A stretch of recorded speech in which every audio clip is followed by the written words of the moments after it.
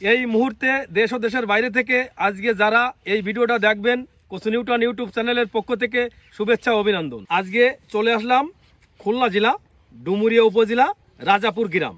এখানে আমাদের ডুমুরিয়া উপজেলার একজন সফল চাষি রফিক ভাই, আজকে তার কাছ থেকে থাই আপেল কুল চাষ সম্পর্কে বিস্তারিত জানবো। দর্শক সবাই সাথে থাকেন। রফিক ভাই কেমন আছেন? ভালো। এই ইউটিউব দর্শকদের উদ্দেশ্যে আপনার এই থাই কুল চাষ সম্পর্কে প্রথমে তো এখানে কতগুলো গাছ লাগাইছেন, কি কি সার দিছেন, একটা গাছ থেকে একটা গাছের দূরত্ব কতটুকু, বিস্তারিত একটু এই চাষ সম্পর্কে বলেন। আমি আসলে অনেক ফলের চাষই করি, কিন্তু থাই আপেল আগে কোনোদিন লাগাইনি। গত বছর থেকে থাই আপেল শুরু করেছি। হ্যাঁ, হাফ কেজি ভার্মি কম্পোস্ট আর হাফ কেজি টাইকো দিয়ে প্রথম মাদা তৈরি করে। মাদাটা কতটুকুনি করছে ই করা হয়েছে, মানে 1 ফুট বাই 1 ফুট হাইট কতটুক আর ডিপ কতটুক? 1 ফুট বাই 1 ফুট দিয়ে চারা রোপণ করা হয়েছে। তারপর 10 ফুট বাই 10 ফুট চারা দূরত্ব, একটা চারা থেকে একটা চারা 10 ফুট হ্যাঁ দিয়ে আমি শুরু করেছি। গতবার আমি চারা প্রত্যেক গাছে 20 থেকে 25 কেজি ফলন পাইছি। এবছর হয়তো 1 মনের উপরে ফলন দেখা যাচ্ছে। মানে প্রথম বছরেই আছে এক একটা গাছে 15-20 কেজি 10 কেজি এরকম সব গাছে ছিল।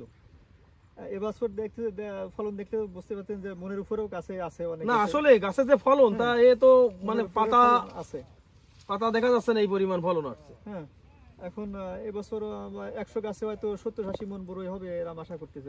আচ্ছা, গত বছর যে বছর লাগানো হয়েছিল ওই বছর এই এখানে গাছ আছে কতগুলো? 100 গাছ আছে। 100 গাছ। তো 100 গাছের থেকে কিরকম বেচা কেনা হয়েছিল? ওইটা আমার হিসাব নেই, কিন্তু এটা আনুমানিক হয়েছিল প্রায় 50-55,000 এরকম একটা কি হয়েছে। আর এবছর তো মনে আছে অনেক অনেক হবে। প্রতিটা গাছে তো মনের উঁচু আছে, মনের নিচেই নাই, মনের নিচেই নেই।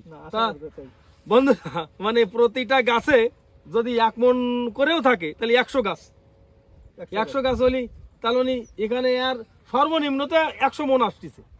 তো 100 মন হলি বর্তমান বাজারের রেট কেমন আছে? বর্তমান 80-85-70 সেরকম রেট যাচ্ছে। 80-85 টাকা মানে রেট আছে পাইকারি। হ্যাঁ, পাইকারি যাচ্ছে। তাহলে 80 টাকা করেই ধরি, তাহলে চারাটা 32, মানে 1 মনের দাম আসতেছে আছে তাহলে 3200 টাকা। জি, তাহলে 3200 টাকা হলে মানে 100 মন এর সর্বনিম্ন যে ফল, তাহলে তো 100 মন।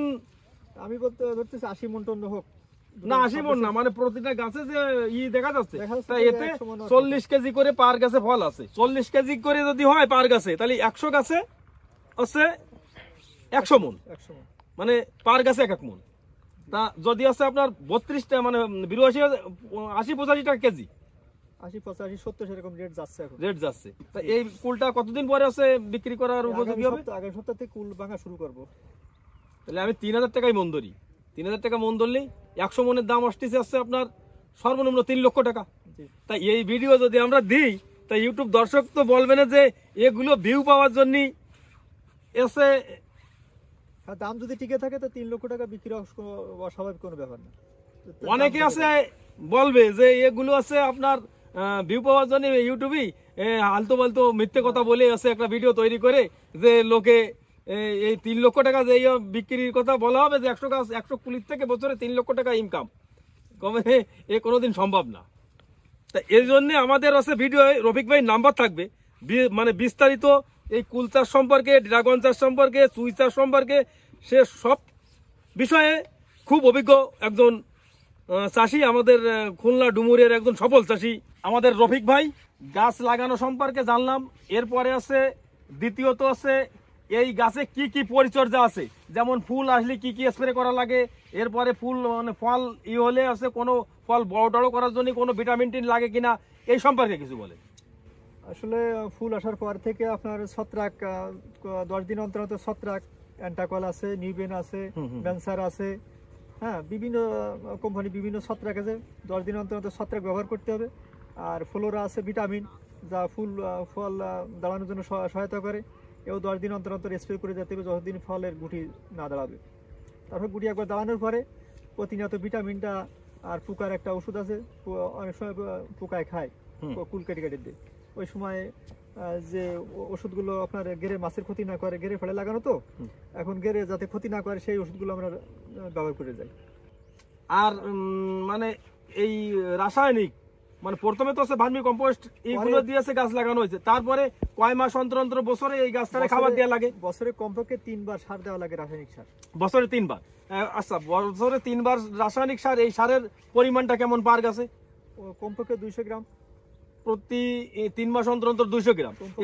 এর ভিতরে কি কি সার আছে? যেমন ফসফেট আছে, ফসফেট আছে, পটাশ আছে, বোরন আছে, দস্তা আছে, আপনার থিওবিট আছে, সালফার আছে, থিওবিট আছে, মোটামুটি সব সারগুলো আছে দেয়া লাগে। সমন্বয় কমপক্ষে 200 গ্রাম করে দেওয়া লাগে, পার গাছে 200 গ্রাম দেওয়া লাগে। আচ্ছা, এই কুল যখন শেষ হয়ে যাবে তারপরে এই গাছের কি ঢাল কেটে দিয়ে পরের পরিচর্যা গত এই বছর যা করেছি, ডাল কাটা পরে আবার ঠিক আবার ওই একই পরিচর্যা। মানে এই কুল গাছ মানে ফল পাড়ার পরে সব ডাল কি কেটে দেওয়া হবে? সব ডাল কেটে দেওয়া, সব ডাল কেটে দেওয়া, সব ডাল কেটে দেওয়া দিয়ে কমপক্ষে 4টি ডাল রাখবো। 4টি ডালে 1 মণ কুল সহজে থাকে। মানে প্রত্যেক বছর আছে কুল নেওয়ার পরে আছে ডাল কেটে একদম ছাঁটাই করে দিই, ডাল ছাঁটাই দিব। রফিক ভাই, আমাদের এই চ্যানেলে মূল্যবান সময় দেওয়ার জন্য আমার পক্ষ থেকে আপনাকে ধন্যবাদ। আজকের ভিডিও এখানে শেষ করলাম। সবাই ভালো থাকবেন, সুস্থ থাকবেন।